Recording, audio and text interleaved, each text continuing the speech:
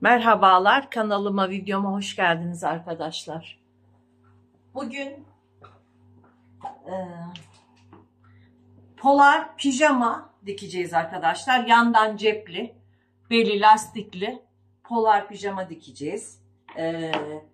Lastikli kemerini sonradan takacağız ve o yüzden ben şöyle 10 santim bir kumaş kesip ayırıyorum.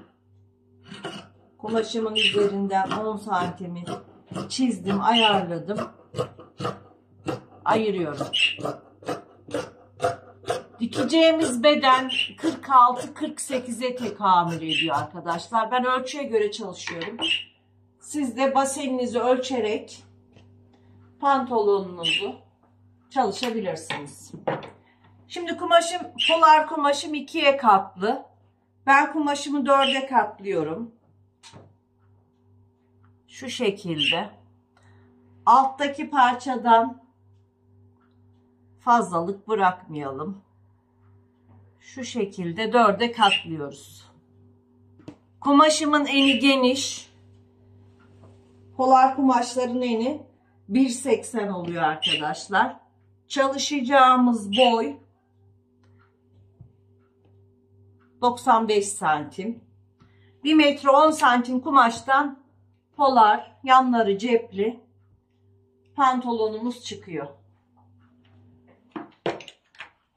Evet, şimdi öncelikle şuradan 1 santim şöyle çiziyorum. Kumaşımın üzerinden 1 santim referans çizgimi her zamanki gibi şöyle oluşturuyorum. Şu yandan da şöyle 1 santim bir çizgi oluşturalım. Referans olsun. Evet. Çizgimizi oluşturduk. Hemen oturuş yüksekliğimizi iniyoruz arkadaşlar. Oturuş yüksekliğim 29 santim. Oturuş yüksekliğini her zaman soruyorsunuz arkadaşlar. Oturuş yüksekliğini ölçerek buluyoruz. Düz bir zemine oturuyoruz. Belimize ile düz bir zemin arasında kalan ve yandan ölçülen mesafeye oturuş yüksekliği deniyor arkadaşlar. Pantolon için, pijama için mutlaka gerekli olan bir ölçüdür. Evet, şimdi benim basenimi 4'e böldüm. Ve 30 santim benim basenim. 30 santim çalışıyoruz. Şuradan 30 santimi işaretliyorum. Yukarıdan da 30 santimi işaretliyorum. Ve burayı düz bir şekilde kapatıyorum. Evet. A ölçüsünü bulmak içinse arkadaşlar 30 bölü 4 yapıyoruz. 7,5 santim. Benim ön ağım şöyle 7,5 santim. 7,5 da buradan işaretliyorum. Belden 1 santim içeriye giriyorum. Şuradan şöyle yarım santim 1 santim dışarı çıkarak cetvelimle burayı düz bir şekilde böyle çiziyorum. Ve buradan ağımı pratik bir şekilde oluşturuyorum. Burası ön ağımız arkadaşlar. Öncelikle önü çalışıyoruz. Şimdi şuradan pijamamın boyunu ayarlıyorum. Şöyle 95 santim. Kıvırma payıyla beraber şöyle 98 santim kumaşım tam geliyor. Diz ölçüsünü bulmak istiyorum. Diz ölçüsünü bulmak için 95 bölü 2 yapıyoruz. 95 bölü 2. 47,5 artı 6 ekliyoruz. 53,5. Belden tutuyorum. Şöyle 53, 54'ü çiziyorum ve burası benim diz işaretim.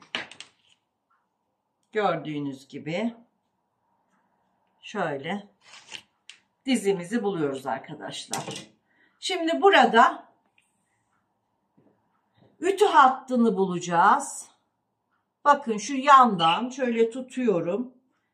Ağda birlikte ağ ölçüsü vermiştik 7,5 santim. Buraya kadar 38 santim geliyor. 38 bölü yapıyorum 2. 38 bölü 2 eşittir 19 santim. Buradan da 19'dan işaretimi alıyorum. Şöyle ütü hattımızı bulmuş oluyoruz. Ve ütü hattımızı düz bir şekilde pantolon ütü hattımızı düz bir şekilde çiziyoruz. Bu şekilde. Şimdi diz ölçüsünü yapmak istediğimiz ölçüyü yerleştiriyoruz. Benim kullanacağım diz ölçüsü şöyle 54 santim. 54'ü 2'ye bölüyorum. Bakıyorum. 27. 2 santimde çıkartıyorum ön olduğu için 25. Yani şöyle 13 yapalım. Biraz rahat olsun. Hatta evet şöyle 14 olsun. Dizimiz biraz rahat olsun. Bunu bölmeden yapalım. Şöyle 14. Diz ölçüsünü istediğiniz gibi siz verebilirsiniz. Ben şimdi burayı paçamı ise şöyle 12 santimden veriyorum. 12 de buradan veriyorum. Ve düz cetvelimle paçayla dizi birleştiriyorum. Burayı da birleştiriyorum. Paçayla dizi. Şimdi ağa gelince ağımı şu şekilde çiziyorum.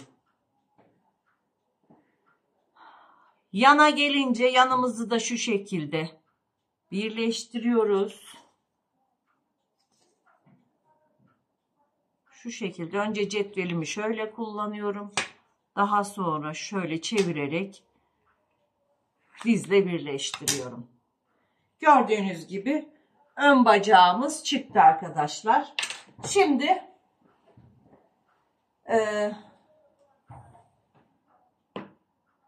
önü keseceğim arkadaşlar. Bakın 4 kat serdik ama biz bunu 2 kat keseceğiz. Şöyle birer santim dikiş payı vererek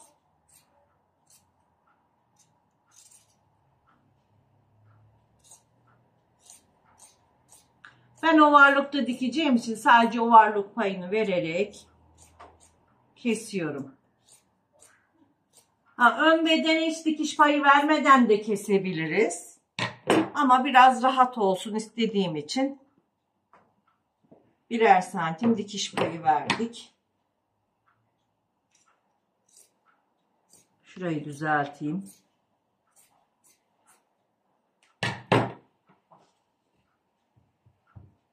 Evet. Şimdi arka ağımız ön ağımızın 2 katı arkadaşlar. Burayı 7,5 yapmıştık. Şuradan ölçüyoruz tabii ki. Bakın basen ölçüsü var ya. Buradan sonra 2 katı 15 santim yapıyor. Bir eksiğini yapıyoruz. Şöyle 15'e çiziyorum. Bir eksiği 1 santim eksiltiyorum. 1 santim de aşağıya düşürüyorum ağımı. Şimdi buradan şu şekilde pratik bir şekilde ağımı çiziyorum. Gördüğünüz gibi arka ağımı çizdim. 1 santim düşürdük. Bu şekilde çiziyoruz.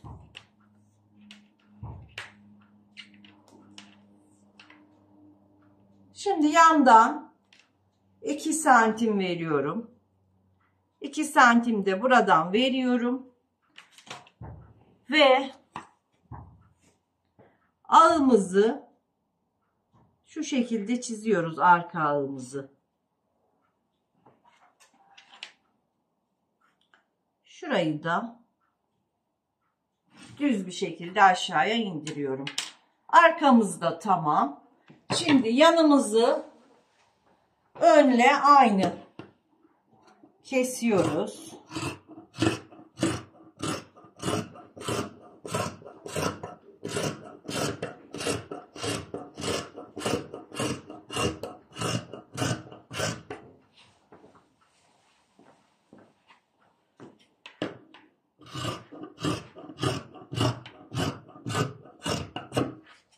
Evet.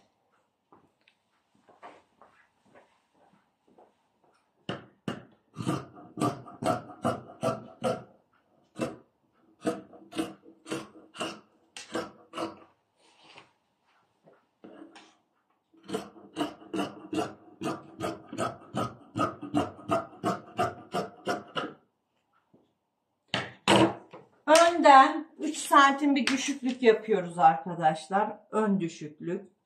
Şuradan 3 santim düşüyoruz. Şöyle ön belimizi, arkayla işimiz bitti. Arkayı kaldırıyoruz.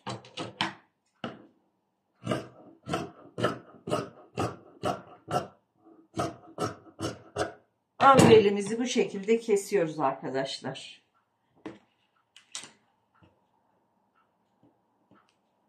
Polar pijamamızı kestik. Şimdi cep için 25 santim boyunda, 25 santim eninde şöyle 4 parça kumaşımız var. Bakın arkadaşlar, 25 25. Şimdi bunu şu şekilde buraya yerleştiriyoruz. Bakın yanımızı aynı şekilde 4 kat olarak kesiyoruz. Şuradan da belimize göre düzeltiyoruz. Ve 2 katını ayırıyoruz. Şimdi cep için yandan içeriye şöyle 7 santim giriyorum. Belden aşağıya ise 15 santim iniyorum. Burayı istediğiniz şekilde kesebilirsiniz. Ben riga cetvelimin kavisiyle şu şekilde kesiyorum.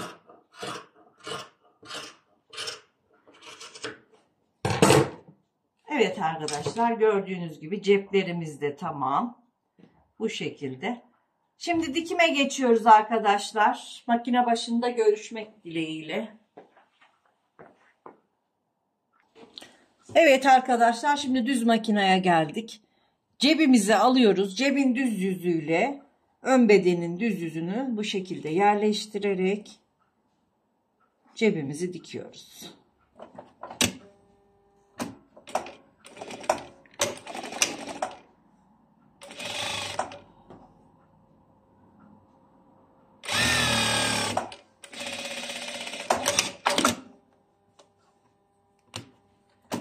Şimdi cebimizi çeviriyoruz.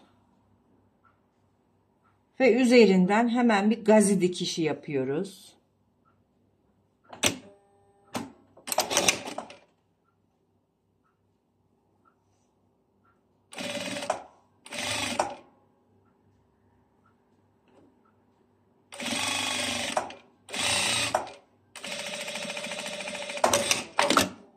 Cebimizi diktik.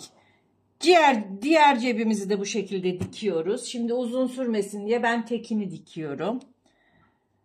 Ve şu diğer parçamız, bakın burası beli üst tarafı.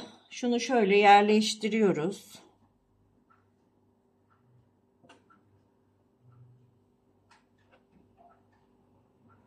Şu şekilde bakın.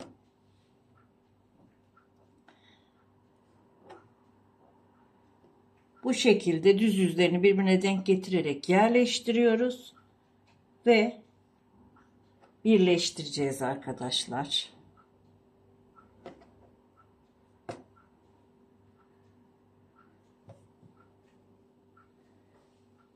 Bakın şuradan 7 santimdi. Bakın burayı ölçüyoruz, hemen 7 santime getirip şuradan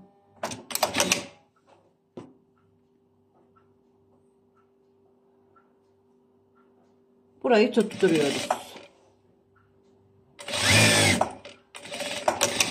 Şöyle yarım bırakıyorum. Çünkü içeriden bunları birbirine dikeceğim.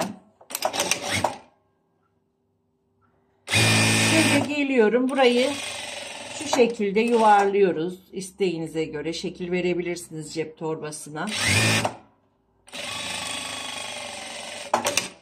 Buradan çıkıyorum. Ve şu yanı da tutturuyorum dikerken sıkıntı olmasın diye. Evet, gördüğünüz gibi cebimiz hazır arkadaşlar. Bu şekilde diktik cebimizi. Şimdi ben video uzun sürmesin diye ağları birleştireceğim. Tamamlayacağım. Kemerini dikerken tekrar sizinle birlikte olacağız. Evet arkadaşlar, gördüğünüz gibi polar pijamamızı diktik. Ağlarını diktim, bacak arasını diktim. Pijamamın altını da yaptım bu şekilde. Şimdi cebi görüyorsunuz, çok harika bir cep oldu. Kemer içinde 10 santim ayırmıştık arkadaşlar. Şöyle bakın, belimizi ölçeceğiz. Şu şekilde belimi ölçüyorum ve 55-54 santim bunu ikiye katlıyorum. 108 santimden kemerimi keseceğim ve bu 48 bedene uygun oldu pijamamız. 3 santimlik lastik kullanacağım. 3 santimlik lastiğimi de 76 santim yeterli gelir buna arkadaşlar. 76'dan keseceğim, kemerimi takacağım. Ama bunu paylaşmayacağım. Çünkü daha önceki videolarımda birçok kez paylaştım. Artık benim takipçilerim biliyorlar nasıl dikeceklerini. Bilmeyen arkadaşlarım ise de oynatma listesinden bakabilirler arkadaşlar. Ben pantolonumu tamamlayıp bitmiş haliyle geliyorum. 48 bedene uygun polar cepli pijamamız bitti arkadaşlar, bakın. Gördüğünüz gibi cebimiz de şahane oldu. Gayet güzel bir şekilde tamamladık. Siz de kalça ölçünüzü alarak benim videolarımı izleyerek bu şekilde pijamalarınızı dikip giyebilirsiniz arkadaşlar. Bakın. Dışarıda çok pahalıya satılan kışlık polarlarınızı kendi bedeninize göre dikebilirsiniz. Tek yapmanız gereken benim videolarımı izleyerek dikmek arkadaşlar. Beğeni ve yorumları unutmayalım arkadaşlar. Videoların devamı için yani sizden gelen güzel yorumlar beni teşvik ediyor. Ama çok izlenmediği zamanlar modum düştüğü için video çekemiyorum arkadaşlar. Hoşça kalın, sağlıkla kalın.